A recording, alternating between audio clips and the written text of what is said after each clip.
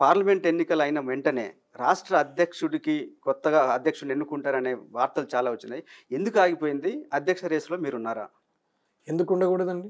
అధ్యక్ష రేసులో ఉంటాం, ముఖ్యమంత్రి రేసులో ఉంటాం, ప్రధానమంత్రి రేసులో ఉంటాం. అదే తప్పేం లేదు కోరిక ఉండడం వల్ల. కానీ ఆ కోరికకు తగ్గ కష్టం కూడా పడాలి కదా. అధ్యక్షులది చేయడానికి పార్లమెంటు ఎలక్షన్స్ ఉండే, అది ఆగింది. పార్లమెంట్ ఎలక్షన్ అయిపోయిన తర్వాత పార్లమెంటు నడుస్తున్నది. 12వ తారీఖు అయిపోతున్నది.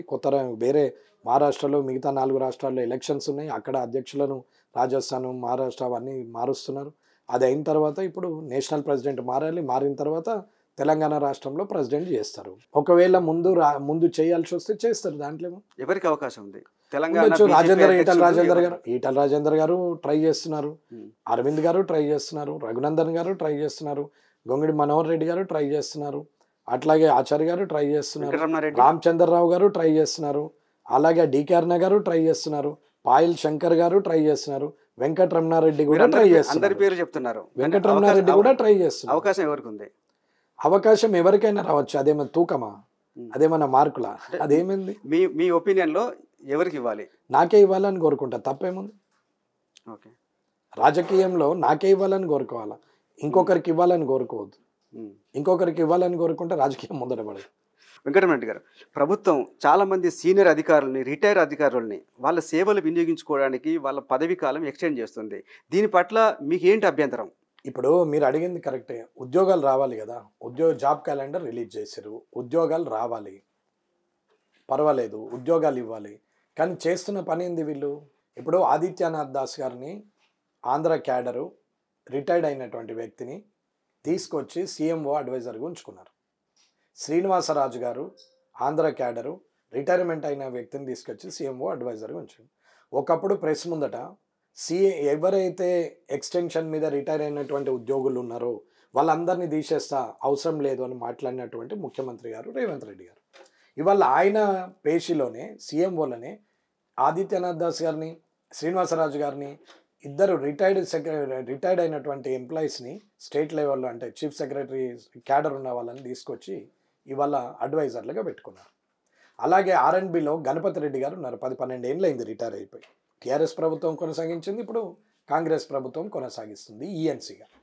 ఇకపోతే ఇంకో దాంట్లో ఇరిగేషన్ దాంట్లో మురళీధర్రావు గారు ఉన్నారు.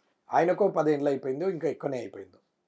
కిషన్ రావు గారు ఉన్నారు, శిల్పారామం, మొన్నటిదాకా యాదాద్రి టెంపుల్కు కూడా ఉండే. ఆయన ఇంచుమించు నాకు తెలిసి ఒక 15 ఏళ్ళు అవుతుండొచ్చు. అన్న రిటైర్మెంట్ వయసు ఎంత? 61 మన దగ్గర. ఇప్పుడు 10-12 ఏళ్ళు అయిందంటే వీళ్ళ వయసు ఎంత? 70, 71, 72 దాకా ఉండొచ్చు. మరి 70 ఏళ్ళ వరకు కూడా పని చేయగలిగే కెపాసిటీ ఉన్నప్పుడు ఉన్నందరికీ 70 ఏళ్ళు పెట్టండి. మరి రిటైర్మెంట్ వయసు 61 కేసీఆర్ తెచ్చింది 57 నుంచి. 57 కాదు, 50కే బీపీలు షుగర్లు వేసుకొని 1 గంటకు మీటింగ్ ఉన్నదని అంటే 2 గంటల లోపల తినలేకపోతే ఇబ్బంది అయ్యే పరిస్థితిలో ఉద్యోగస్తులు ఉన్నారు. అంటే వ్యవస్థనే అట్లుంది, నాతో సహా. ఆ టైంకు తినకపోతే ఏదో ఒక ప్రాబ్లం అవుతుంది. కాబట్టి 57 ఏళ్ళకి రిటైర్ అయిపోదాము, హాయిగా ఉందామనుకున్న ఉద్యోగస్తులను వదిలేసి 61కి కేసీఆర్ గారు చేశారు. దీంట్లో మళ్ళీ ఎక్స్టెన్షన్ చేస్తూ పోయినరు. అంటే ఇవాళ సుమారు 70, 72, 75, 80 ఏళ్ళు ఉన్న కిషన్ రావు గారు అసంటోళ్ళు కూడా ఇంకా ఉద్యోగం చేస్తున్నారు. గతంలో బీఆర్ఎస్ గవర్నమెంట్లో జరిగినప్పుడు ఇదే రేవంత్ రెడ్డి దీన్ని తీవ్రంగా వ్యతిరేకించారు. అదే రేవంత్ రెడ్డి ఇప్పుడు కంటిన్యూ చేస్తున్నారు. నేను చెప్పింది ముఖ్యమైన ఒక 7-8 పేర్లే. ఇట్లా మాట్లాడితే 50 పేర్లు ఉన్నాయి.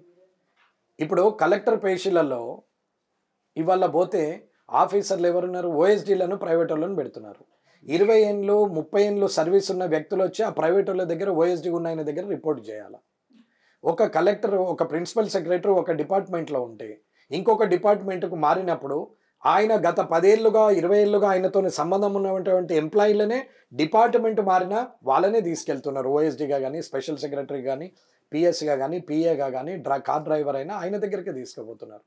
ఒక్కొక్క కలెక్టర్కు 8-9 డిపార్ట్మెంట్లు, ఒక్కొక్క ప్రిన్సిపల్ సెక్రటరీకి 8, 9, 6, 7 డిపార్ట్మెంట్లు ఇస్తున్నారు. ఎందుకు కలెక్టర్లు లేరా? కలెక్టర్ షార్ట్ ఫాల్ వల్ల చేస్తున్నారా? ఒక్కరికే అన్ని డిపార్ట్మెంట్లు ఇవ్వాల్సిన అవసరం ఏంటి? అసలైన తొలి వెలుగు. ఫాలో వాట్సాప్ @తొలి వెలుగు official.